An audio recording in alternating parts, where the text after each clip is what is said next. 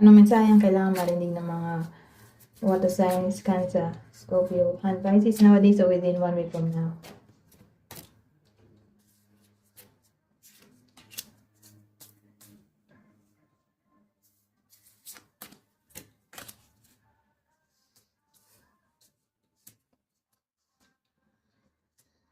Ano to? So, ang dating sa akin, may paparating na opportunity. Pero for some reason, hindi kayo interested.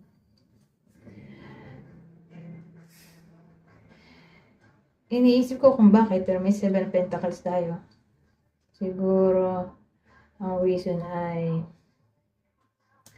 dissatisfaction. Siguro hindi kayo masyadong interested dun sa opportunity na paparating.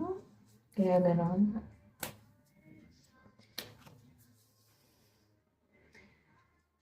Sasabihin natin kung single, may paparating nga, pero di niya type.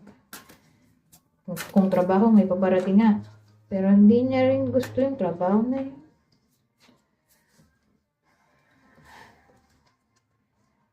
Parang ayan eh, nandyan na. Paparating na. Pero, for some reason,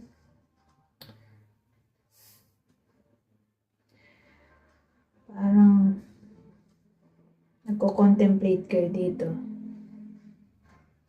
O siguro hindi nyo agad matanggap. Kasi nag-iisip pa kayo. Kung gusto nyo nga ba talaga yun. O hindi.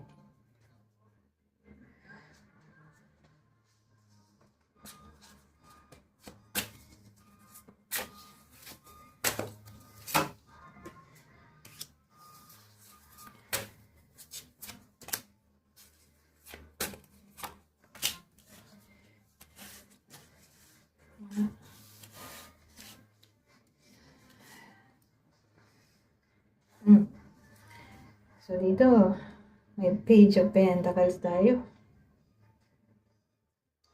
Tapos 5 of Cups. Tapos the Hierophant.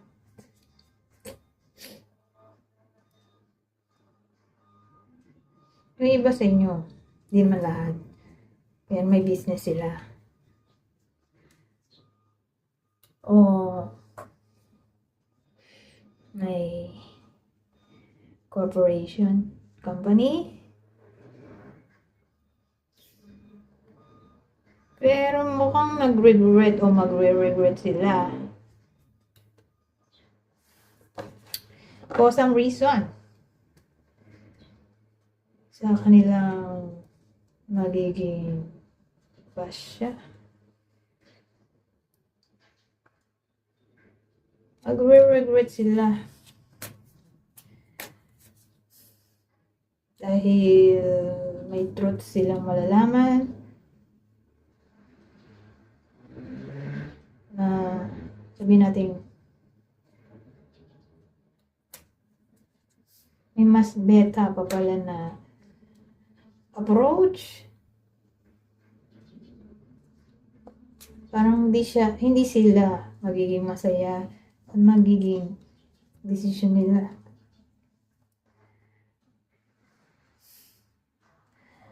Ano na ng dating.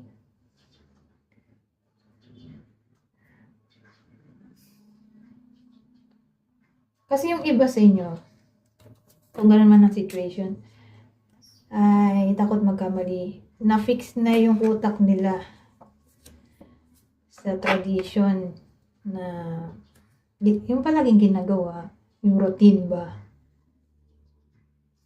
Parang ayaw nilang ng something new. O ayaw nyo mag-try ng iba. O ayaw nilang changes. Ngayon,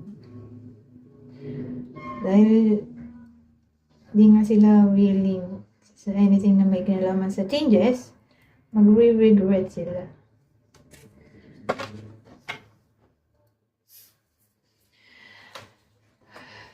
Ganun din. Pero, ibang scenario din. Kung di man to relasyon, di man to trabaho, punta tayo sa relasyon.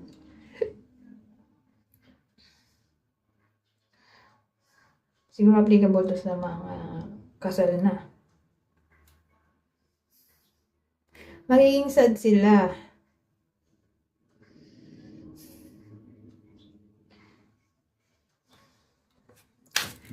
Sa kanilang relasyon.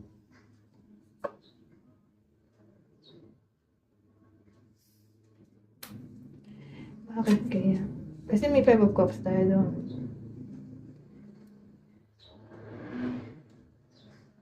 Magiging sad.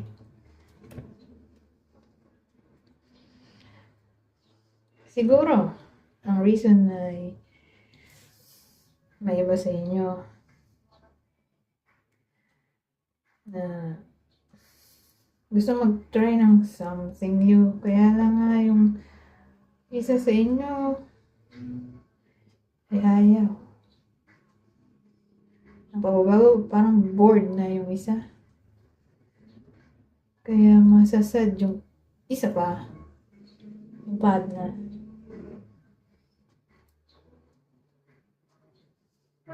Kasi hindi sila mag-match ng iniisip. Maraming desire yung isa sa kanila. Pero parang di ma-accept ng partner. For some reason, yung proposal,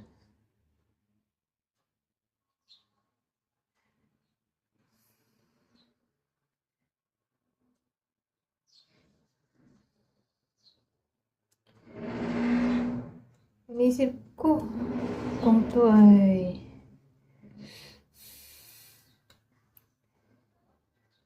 starting again ng something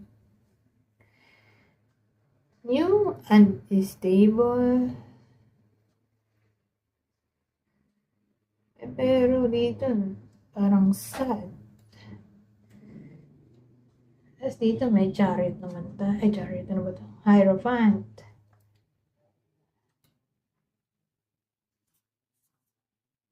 Parang may kinalaman sa timeless knowledge, truth, influence.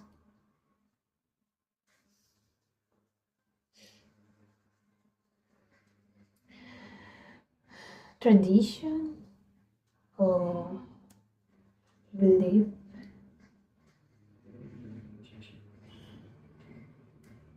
Or wisdom.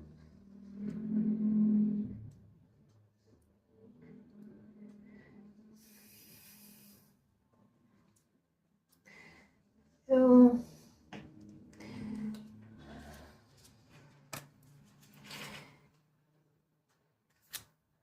dahil nasa dulo naman to, at hindi ito,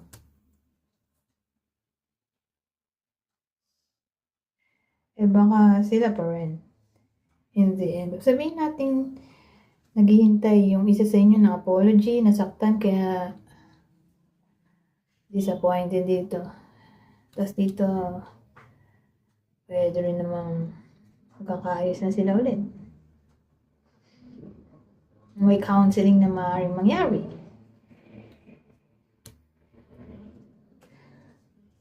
Anyways, punta pa pala tayo sa clue. Bago ko magganyan.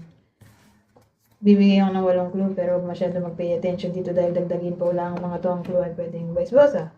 So, ito na nga apology. Sorry. Separated.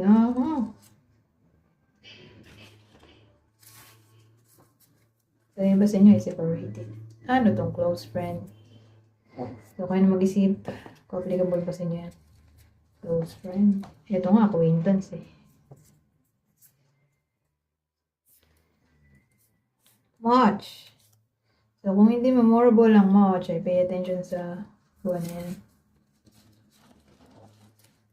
Aquarius.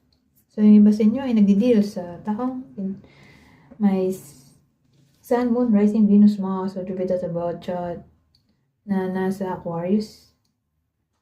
Sign? O, pwede kayo yun. So, knows.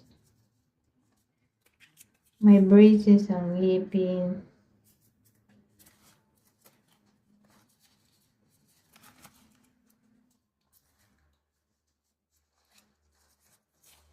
Kasing edad mo.